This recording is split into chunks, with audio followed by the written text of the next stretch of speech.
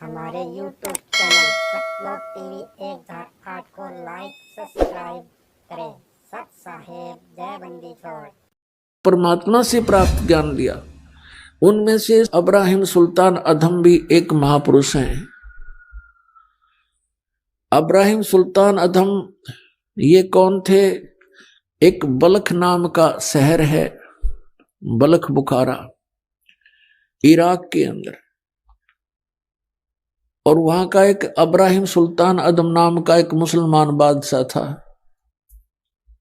पूर्व जन्म के संस्कार से उसके इतने ठाठ कर रखे थे, भगवान ने 18 करोड़ घोड़े खरीद रखे थे। पुण्यात्मा, जब तक इस प्राणी को तत्व ज्ञान नहीं होता, यहाँ के ये कंकर पत्थर जोड़ने में ही लगा रहता है। उसने कहते हैं 16,000 औरतें से विलास करता था, 18 करोड़ घोड़े। गांव में पहले यदि एक घोड़ा किसी के पास होता तो बहुत बड़ा वो वहां का ठाकुर माना जाता था, बड़ा रईस व्यक्ति माना जाता था जो घोड़े पर चलता था, एक घोड़े पर। जैसे आजकल तो जिसके पास कार है उसको बहुत अच्छा धनी मानते हैं, तो उसमें घोड़े से ही उसके धन को क्या करते थे, काउंटिंग करते थे। तो इस प्रकार 18 करोड़ घोड़े उसके पास, और ऊंट 8 तक गिनती नहीं, बहुत गिने थे।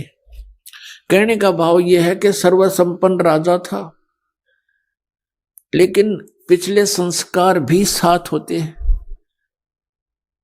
अब वो चाहे कितने ही सुख को प्राप्त है, लेकिन परमात्मा की चाह आत्मा को फिर भी बनी होती है।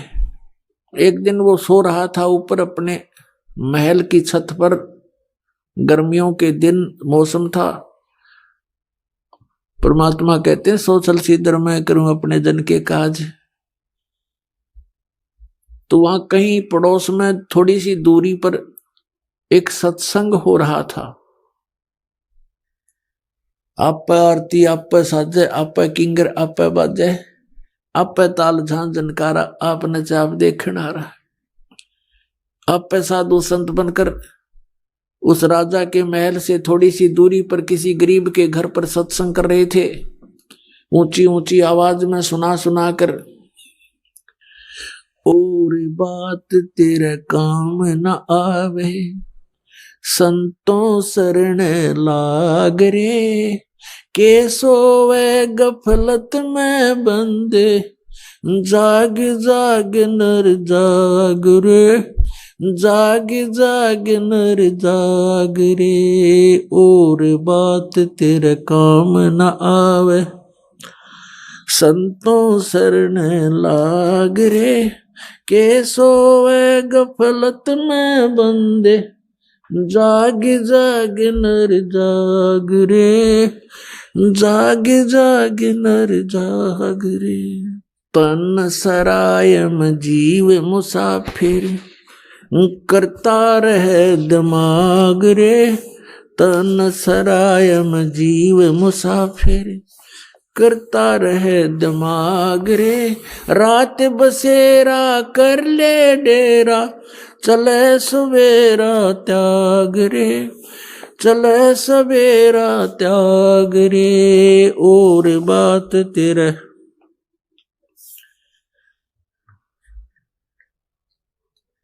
के सोवे गफलत में बंदे, जाग जाग नर जाग रे, जाग जाग नर जाग रे।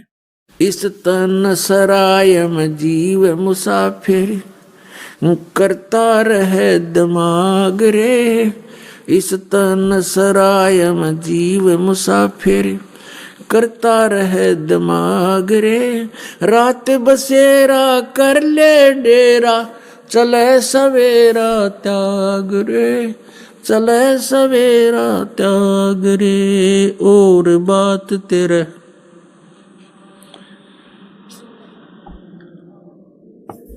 के सोवे गफलत में बंदे,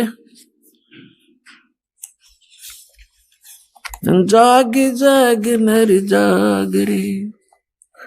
उमदा चोला बण्या अमोला, लगे दाग पे दाग रे उमदा चोला बण्या अमोला। लगे दाग पे दाग रे 2 दिन की गुजरान जगत में क्यों जले बिरानी आग रे जले बिरानी आग रे। और बात तेरे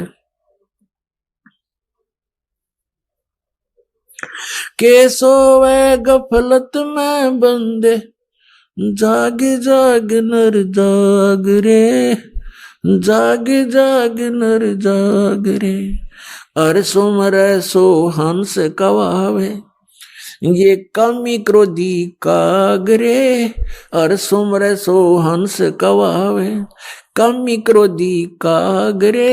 बोरा न भर में विष के वन में चल बेगमपुरी बाग रे चल बेगमपुरी बाग रे। और बात तेरे काम न आवे संतों शरण लाग रे के सोवे गफलत में बंदे। भाई शब्द सैन सतगुरु की पिछाणी पाया अटल सुहाग रे। शब्द सैन सतगुरु की पिछाणी पाया अटल सुहाग रे। नितानंद महबूब गुमानी परगटे पूर्ण बाग रे परगटे पूर्ण बाग रे। और बात तेरे काम न आवे संतों शरण लाग रे के सोवे गफलत में बंदे। पुण्यात्माओं, परमात्मा कबीर परमेश्वर जी अपनी प्यारी आत्मा को काल के जाल से निकालने के लिए कितना संघर्ष करते हैं। उसके लिए परमात्मा ने ज्ञान को ही आधार बनाया है। इब्राहिम सुल्तान अधम बहुत ही अच्छी आत्मा का व्यक्ति था। परमात्मा की खोज में, अल्लाह की चाह में साधु संतों से बहुत प्यार करता था। उसको जहां भी कोई संत मिल जाता या किसी संत की महात्मा की वो चर्चा सुनता, या तो उसको अपने पास बुला लेता था या स्वयं दर्शनार्थ चला जाता था। अपने आत्माओं, काल ने तो ऐसा कर रखा हमारे साथ, ये नकली संत, नकली पंथ और डुप्लीकेट ज्ञान सुना के कि इनको नास्तिक बना दूं। एक संत के ऊपर वो बहुत विश्वास किया करता था और वो इब्राहिम सुल्तान उस फकीर के पास बहुत ज्यादा उसके पास जाता था या उसको अपने पास बुलाता था, खूब दक्षिणा दिया करता था और वो 1 नंबर का पाखंडी था। एक बार राजा ने, क्योंकि वो बहुत धनी व्यक्ति था, बहुत धनी राजा था, वो जूते जो होते हैं, जूती पहना करते, पहले आप जूते कहने लगे उन्हें, उन जूते होते थे, जो जूती थी, एक जूती की कीमत 1.25 लाख रुपए थी। उस समय का तो 1.25 करोड़ हो गए एक जूती की कीमत। उस जूतों के ऊपर हीरे, पन्ने, जवाहरात, मोती सब जगह उसमें गठे होते थे। एक उस राजा ने एक अंगूठी बनवाई जो बहुत कीमती थी, सोने की, उसके अंदर हीरे, मोती और ये इस तरह के कुछ नग लगवा रखे थे, बहुत ऊंची, अच्छी, चौड़ी। अब उस संत की वो बहुत आदर करता था, विश्वास किया करता था एक फकीर पर। वो डुप्लीकेट ठग था। उसने राजा की अंगूठी देखी, जूते तो मैं छुपा नहीं सकता, अंगूठी कैसे ले सकता हूं। उसने वैसी ही अंगूठी एक डुप्लीकेट बनवा ली, पीतल की, मिलती जुलती कती, और राजा से कहा कि राजा आज नौका विहार करते हैं, मेरे साथ चलो। राजा तुरंत तैयार हो गया। फकीर का आदेश मानकर नाविक नौका चला रहा है, राजा और फकीर उसके ऊपर कुर्सी पर बैठे हैं। अब फकीर ने कहा कि राजन, ये अंगूठी कैसी बनवा ली, कैसी है, दिखाना मुझे। अंगूठी कब बनवाई? कि जी अभी बनवाई है, कुछ दिन हो गए। कई बार पहन ली, आपके ध्यान नहीं गया, देखो देखो निकाल कर। राजा ने कहा देखो देख लो, देखो ऐसी है। अब वो तो डुप्लीकेट था, उसने लेकर ऐसे और कहा, उसने क्या कहा कि हम फकीरों के क्या काम ये अंगूठी। अब वो ओरिजिनल पर देखता रहा और कहा देखो राजा ये इधर क्यों जा रहा नाविक तू। तो राजा का ध्यान उधर हुआ, वह डुप्लीकेट निकाल ली, वह डाल लिया, हाथ में ले ली और कहा राजन अंगूठी तो बहुत अच्छी है, पर साधु संतों के क्या काम की, जल में फेंक दी। अब राजा ने सोचा भाई बड़ा त्यागी विरागी महात्मा, इसको तो संसारिक धन से भी कोई लगाव नहीं है, और ज्यादा आस्था होगी इसमें। फिर खूब वो दान दे। राजा रोके नहीं, हमें क्या जरूरत है, हमें क्या जरूरत है, कोई नहीं दे दे, हम लगा देंगे, इधर भंडारा कर देंगे। अब नाट्य भी ले। भोली आत्मा जो होती है वो श्रद्धालु, वो केवल अपने स्वभाव का ही प्रयोग करते हैं, सामने वाले की बकवादों पर ध्यान नहीं देते हैं। इसका दुरुपयोग किया इन लोगों ने, नकलियों ने। तो कुछ दिनों के बाद क्या हुआ, फकीर के और चेले की आपस में बिगड़ गई, जिसने वह गुट्ठी बनवाई थी नकली, उनकी आपस में कहा सुनी होगी, बात बहुत बढ़ गई और चेला उससे अक्षुब्ध होकर के उसने मंत्री से संपर्क किया, राजा के मंत्री से, कि ऐसे ऐसे इसने राजा के साथ धोखा किया है, ये धोखेबाज ठग व्यक्ति है। वो अंगूठी जो इसने जल में फेंकी थी वो डुप्लीकेट थी, मैंने इसको बनवा कर दी थी, इसने मेरे से बनवाई थी। ये बात फकीर ने राजा के सामने डरते डरते कही कि कहीं राजा नाराज ना हो जा के साधु संतों के बारे में ऐसे नहीं बोलना चाहिए। राजा इतना विश्वास करता था कि पूछा वजीर तेरे को किसने बताया है। वो चेला बुलाया कि इस चेले ने बताई है। उस चेले से कहा कि फकीर के बारे में ऐसी बातें करना बच्चा पाप लगता है। उसने कहा जी मैं कसम खाकर कहता हूं ये निकम्मा आदमी है, ये भक्त नहीं है, संत नहीं है। राजा बड़ा विश्वासी था, उसने कहा कि देख ले भाई चेला राम, जया बात झूठी पागी तो तेरी गर्दन काट दूंगा। नो बोला जी बेस से काट दियो। राजा ने देखा कि बड़ा कॉन्फिडेंस से बात कर रहा है कि वो अंगूठी कहाँ मिलेगी, काओ दिखाऊं। राजा भी चला गया, वजीर भी साथ में, सैनिक अचानक पहुंच गए। उस चेले ने जाकर खोद कर दिखा दी कि ये दाब रखी इसने। उसका उड्डे का मुंह हो गया और वो अंगूठी ज्यों की त्यों। उसने सारी कहानी बताई तो सुनार को बुलाया राजा ने, जिससे वह डुप्लीकेट बनवाई थी, कि आपने ऐसी ही बनाई थी। कहा जी ऐसी बनवाई थी, इसने बनवाई थी। हमसे तो डुप्लीकेट बनवाओ चाहे कोई ओरिजिनल बनवाओ, हम तो बनाते ही है, हमारा काम ही यही है।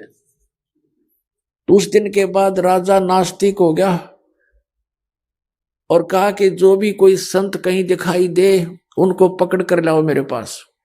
लेकिन भगवान से डरने वाला फिर भी था। उसने बुलाया और प्रश्न करता था क्या तूने अल्लाह को देखा है। प्रश्न करता था कि तूने अल्लाह को पा लिया, और यदि पा लिया है तो मुझे दर्शन कराओ, और नहीं तो चलो चक्की पीसो। अब कोई भगवान ऐसा थोड़ा है हथेली पे मसल कर दिखा दे किसी ने।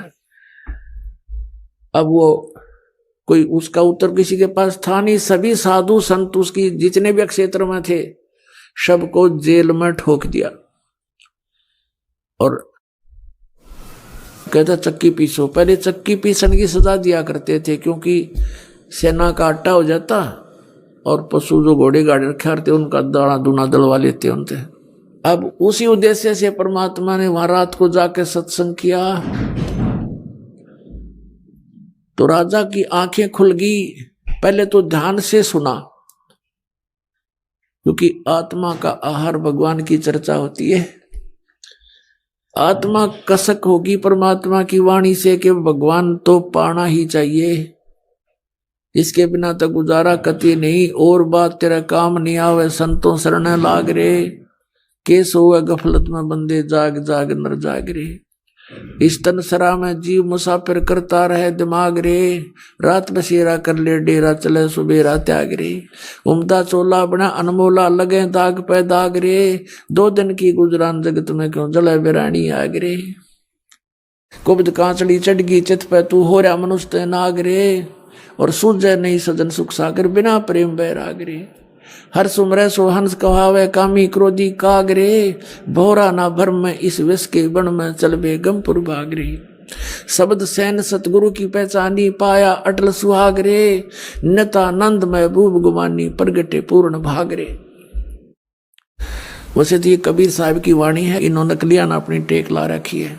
कोई बात नहीं, हमने इस ज्ञान को समझना है। अब इसमें क्या बताया है कि हर सुमरे सो हंस कहावे, भक्ति करे वो भक्त कहावे, बाकी बकवाद करनी है तो बहुत हो लिया यहाँ पर। फिर परमात्मा कहते हैं सो छल सीधर मैं करूं, एक तीर से 2 शिकार किए भगवान ने।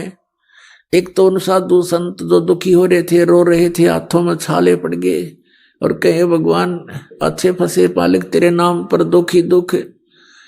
अब जिसकी भक्ति करते हैं वो लोग, वो तो दुख है देने का है, ये ब्रह्म तक तो दुख है, दुख देगा, ये सुख दे ही नहीं सकता।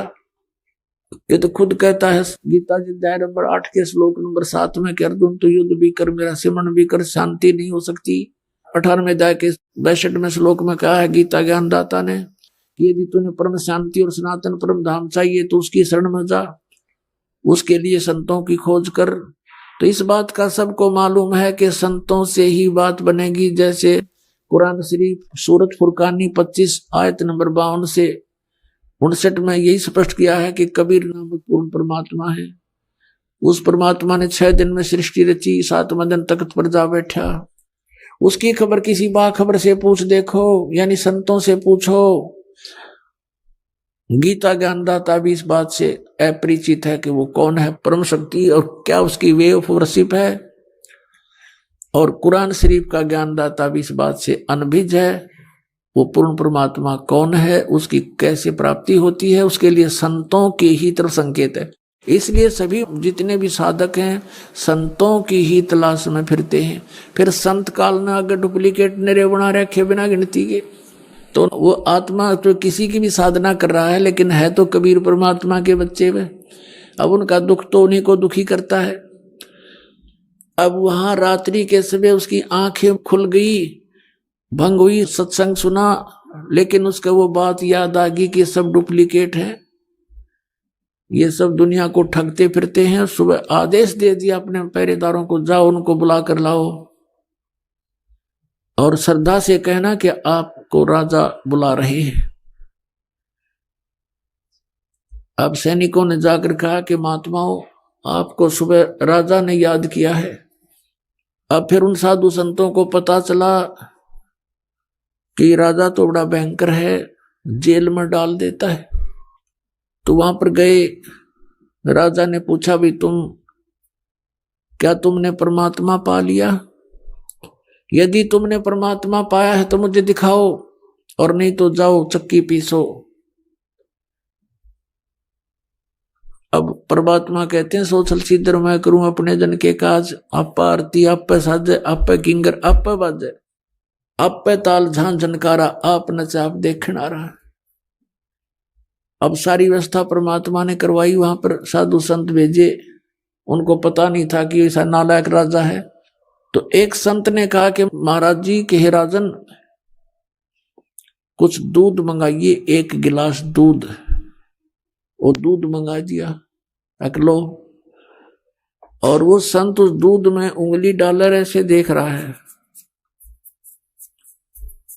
राजा ने कहा क्या देख रहे हो, पी लो, मीठा डालकर मंगाया है।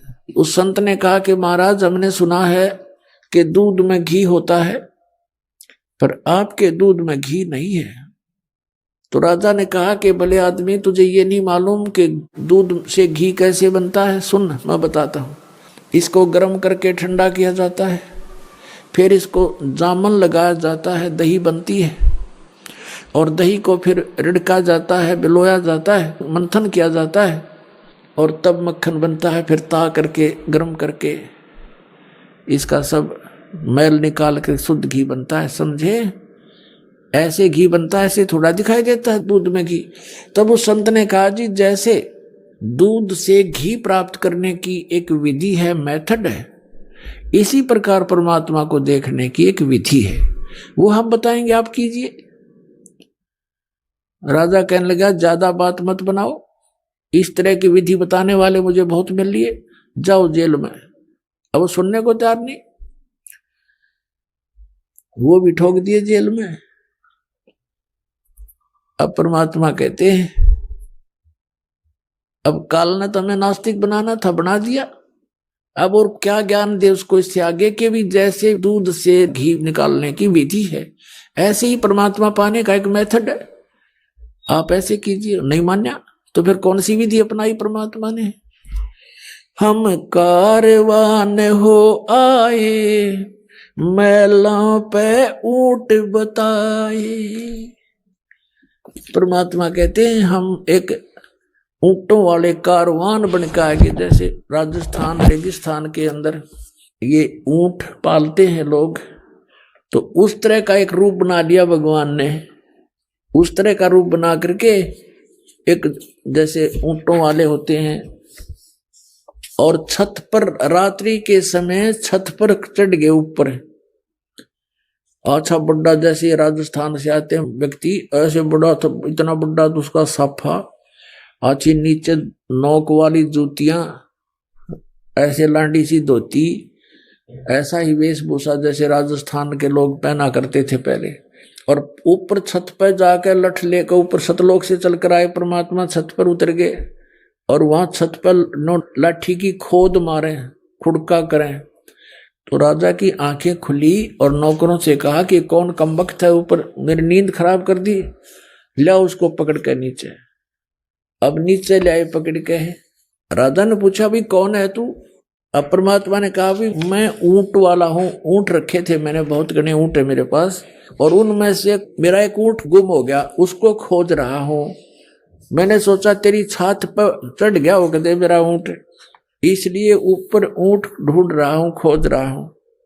अब राजा पहले तो हंसा कि अच्छा बोला आदमी होता है। कहने लगा देखो बोले आदमी, ये ऊंट छत पर कहां से आ सकता है, कहीं जंगल में खोजो उसको जा करके, आप गलत स्थान पर आ गए हो। तो परमात्मा ने क्या कहा कि जिस प्रकार ऊंट छत पर नहीं मिल सकता, क्वाइट इम्पॉसिबल, ठीक इसी प्रकार जो प्रोसीजर तने अपना लिया संतों को जेल में डालकर परमात्मा पाना चाहता है, ये ऐसा ही समझ ले जैसा छत पर ऊंट नहीं चढ़ सकता, नहीं मिल सकता, तो इस प्रकार भगत तुझे भी भगवान नहीं मिल सकता।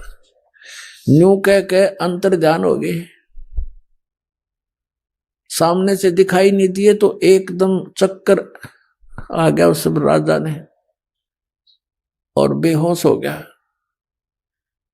अब नौकरों ने बताया रानियों को, उसकी दशा देखकर रानियों ने बुलाई झाड़ फूक करने वाले जंतर मंतर मौलवी ने एक तबीज बांध दिया इस हाथ पे और कहा अब कुछ नहीं होगा, इसको कोई भूत प्रेत का साया दिख गया होगा। राजा ठीक हो गया।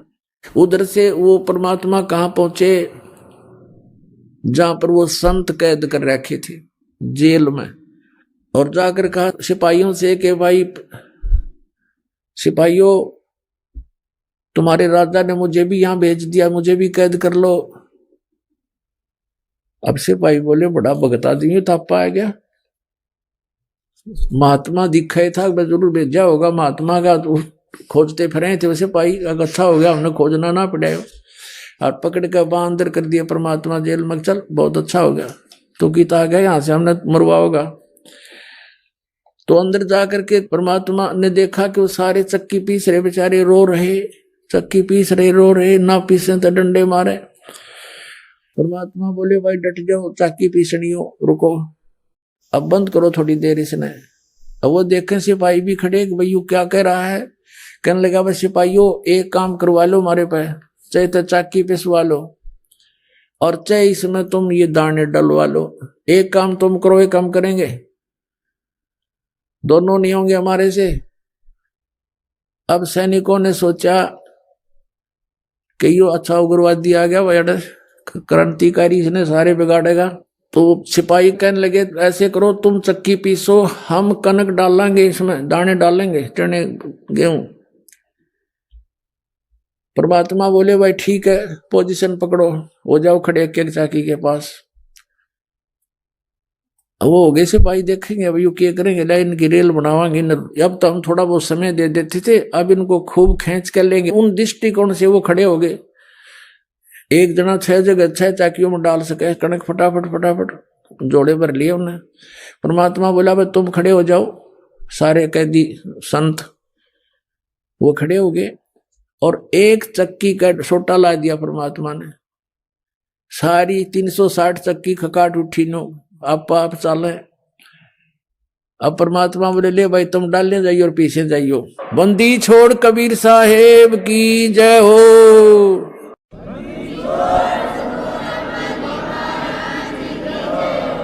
अब उन संतों से कहा कि तुम आंखें बंद करो। उन आंखें बंद कर ली और कहा खोलो। आंखें खोली तो सभी जेल से बाहर 1 किलोमीटर दूर खड़े हैं और मालिक भी वहीं उनके साथ हैं। और कहा भाई भाग जाओ, ये तो मेंटल हो रहा राजा, इसमें शासन में भी मत आना। अब उन्हें देखा कि सचमुच हम तो जेल से बाहर हैं। उनका जज नहीं, काफी देर तो सतब से खड़े रहे, कदे पुलिस वाले देखते हो। परमात्मा बोले भाग जाओ तुम यहां से। अब उन्हें डांक ठोक दी, कीता जूती पड़ी किसी की, कीता पड़ा। सीमा से पार जा करके उन्होंने सांस लिया। उधर से राजा के पास संदेशा गया, कैदी सारे कैदी भाज गए। एक आया था पता नहीं क्या जादू तंत्र कर गया, वो ले गया। चक्की चल रही है, रुक नहीं रही है। अब उन सिपाहियों का भी कलेजा फट गया कि यो क्या हुआ। उधर से राजा की सतीथि से भी परिचित हुए। राजा को पता चला भाई ठीक है, ये तो यहां भी आया था। राजा ने जाकर देखा, सब मंत्री गए, सैनिक आए, सारी चक्की अपने आप चले। जब सब ने देख लिया, कदे वो तो इसलिए किया था परमात्मा ने कि कहीं फिर सिपाहियों के गल पड़ जाए राजा, वो भी तो बेचारे दुखी हो जाएंगे। तो जब देखा वो चक्की चलने, कति डटी नहीं डटे।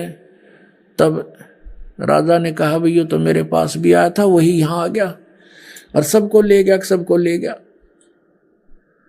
फिर वो चक्की बंद होगी। अपने आत्माओं,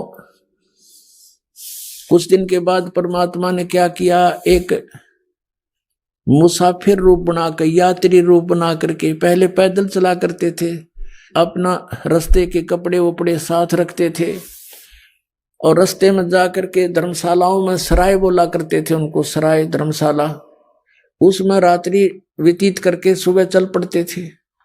एक मुसाफिर रूप बनाकर, एक यात्री रूप बनाकर काख में एक छोटी सी पोटली ले रखी थी कपड़े की, और ऐसे मैले कुचले से कपड़े जैसे आम ग्रामीण रहा करते थे। और राजा के रेजिडेंस में पहुंच गए शाम के समय। राजा के रेजिडेंस में सीधा जाखड़ा और राजा बैठा था, इब्राहिम सुल्तान अधम। और उसे कहने लगा रहे भाई सराय वाले, एक कमरा किराए पर दे दे, रात न रुकूंगा। राजा उसके मुंह की तरफ देखा, यू कीता गया मेंटल यहां पे। राजा देखता है कि कौन है तू, कहां से आया? कि भाई मैं उस गांव से आया हूं और मैंने आगे जाना है, मैंने रात काटनी है, कमरा बता और उसका किराया बता दे, मैं यहां रुकूंगा। तो राजा हंसा, कहने लगा रे बोले आदमी, तुझे ये सराय दिखाई देती है? ये राजा का महल है, मैं राजा हूं, इब्राहिम सुल्तान नाम है मेरा। बोले आदमी तू कहां आ गया यहां पर? तो परमात्मा ने कहा कि आपसे पहले इस महल में कौन था? कि मेरे पूर्वज थे, मेरे माता पिता। उससे पहले कौन थे? हमारे दादाजी। उससे पहले दादाजी के पिताजी। उससे पहले कौन थे? कि उनके मेरे चौथे दादाजी। वो कहाँ गए भाई सब? कि वो तो अल्लाह खुदा को प्यारे हुए। तो बेटा तू कितने दिन रहेगा इसमें? ये सराय नहीं तो तू महल बांधता है इसको। यूं कहते ही अंतर ध्यान हो गए भगवान। परमेश्वर कबीर साहब जी सतलोक से आते हैं, ऐसी लीला के चले जाते हैं। नानक साहब जी कहते हैं, नीच जात परदेसी बेरा खिना वे तिल जावे, अर्जा की संगत नानक रहंदा कैसे मुंडा पावे। कैसी इसकी लीला का अंत पाऊं तो 1 मिनट में यहाँ, 1 मिनट में सतलोक में, 1 सेकंड में यहाँ, 1 सेकंड में वहां देखूं। अब क्या होता है, राजा बेहोश हो गया। मंत्रियों ने फिर जंतर मंतर करनी, मौलवी काजी बुला लिए, दूसरे ने दूसरे बाजू का तबीज बांध दिया और कहा अब कुछ नहीं होगा, बड़ा पहुंचा हुआ मौलवी है। अब कुछ दिनों के बाद परमात्मा ने क्या लीला की, राजा दिन के समय उसने एक बाग बनवा रखा था, 9 लखा बाग, 9 लाख पेड़ पौधे, फलदार वृक्ष, सुंदर वायु, अच्छा एटमॉस्फेयर वहां होता था, फूल फल लगे होते थे। तो वहां दिन में रेस्ट किया करता था 2-3 घंटे, और उसकी वहां पर प्रतिदिन वहां उसके जो बेड को लगाने की ड्यूटी, बेड को संवारने की ड्यूटी, उसकी सेज बोलते थे उसको, उस सेज के ऊपर कपड़ा बिछाना, चारों तरफ फूल फाल लगाने, अच्छी तरह सुगंधित बनाना, और ये एक बांदी की ड्यूटी लगाई जाती थी, नौकरानी की। राजा के पास बहुत सी रानियां थी, तो रानियों की ड्रेस अलग होती थी, नौकरानियों की ड्रेस अलग होती थी। एक दिन परमात्मा ने लीला की, स्वयं एक नौकरानी का रूप धारण किया, बांदी का रूप बनाया, और वहां सेज उसकी खूब बढ़िया सेज सजा के, चारों तरफ फूल लगा के, और उस सेज पे स्वयं लौट गए, उनकी बेड पे लेट गए परमात्मा। राजा गया विश्राम के लिए, वहां देखा कि तेरी सेज पे और बांदी सो रही है एक नौकरानी। इसकी इतनी हिम्मत बढ़ गई है, इसका कोई इसको डर नहीं रहा। कोड़े होते थे, हंटर कोड़े होते थे, जैसे घोड़े का मार दे अच्छा तगड़ा व्यक्ति तो घोड़ा बैठ जा, इतना जबरदस्त मार होती थी कोड़े की। तो कोड़ा उठा करके राजा ने सोए हुए परमात्मा नौकरानी रूप में उसके कमर पर 3 कोरडे मारे न, बहुत जोर जोर से। परमात्मा एकदम उठे, पहले तो थोड़ा सा रोने की लीला की, और फिर हंसते हंसते लोटपोट हो गए, हंसे बड़ा जोर जोर से बैठ गए। तो राजा ने सोचा भाई ये कोड़े लागे पाछा हंसन की तो गुंजाइश रहे को नहीं। फिर भी उसने उसकी बाजू पकड़ ली बांदी की, नो बोला बांदी तू हंस कैसे रही है, किस लिए हंस रही है तू? कि इसलिए हंस रही हूं कि इस गंदी सेज पर मैं एक घड़ी लेटी थी, ये इतनी निकम्मी इतनी पापग्रस्त है कि मुझे इसकी 3 कोरडे सजा मिल गई। मैं यूं हंस रही हूं, बेटा तेरे साथ के बनेगा तो रोज सोवा इस पर। यूं कह करके परमात्मा अंतर्ध्यान हो गए। 3 घंटे बेहोश रहा राजा, 3 घंटे। फिर वहां से ले उठा करके उसको होश में आया, और मौलवी बुलाया, उसने गले में बांध दी इसका तबीज। अब कुछ दिनों के बाद राजा कुछ नॉर्मल सा हुआ, काम काज से मन हटने लगा उसका कि सचमुच यह क्या जीवन है, कल को यहां से चला जाऊंगा, ये क्या मेरे साथ चलेगा, कुछ ऐसी प्रेरणा अंदर से आई। लेकिन काल के दूत त्यार छोड़ रखे। उसी समय औरतों ने कहा, उसकी रानियों ने मंत्रियों से कि ये तो घर त्यागेगा, ऐसी स्थिति आ गई है, इसको रोको किसी तरह, इसको जंगल में ले जाओ शिकार शिकुर के लिए, और कई दिन वहां रुको, बागबानी करो और खूब घूमते रहो, इसका मन हट जाएगा, मन से इसकी यह बात हट जाएगी, टेंशन खत्म हो जाएगी। इस उद्देश्य से 1 हफ्ते का प्रोग्राम बना के चल पड़े। राजा भी तैयार हो गए, वहां जाकर के एक टेंट लगा लिया, अपना पड़ाव बना लिया। सुबह सुबह सब राजा और सैनिक पीछे चल पड़े अपने अपने घोड़ों पर शिकार करने के लिए। देख ये शौक था इन राजाओं का, जीवन सा करने जाते थे, और फिर निरे पाप इकट्ठे हो जाते, फिर गधे कुत्ते बनकर उनको भोगा करते थे। अब क्या किया परमात्मा ने, एक मृग रूप धारण किया, एक मृग का रूप धारण किया, और सामने दिखाई दिए। काफी देर से कोई शिकार मिल नहीं रहा था। राजा ने कहा भी देखो वो सामने मृग आ गया है, हिरण आ गया है।